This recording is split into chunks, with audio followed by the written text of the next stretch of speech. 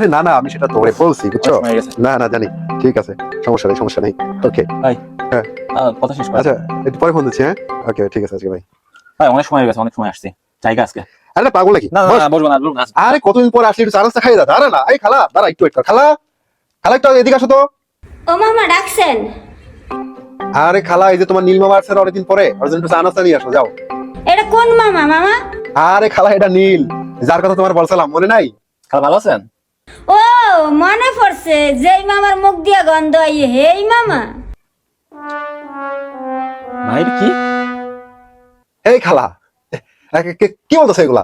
কেন মামা, আপনিই তো কইছিলেন এই মামা মাইয়া দেখলে খালি চুপ করে। এরপর কইছিলেন গায়ের গন্ধে আপনার নাকি বমি আইয়ে।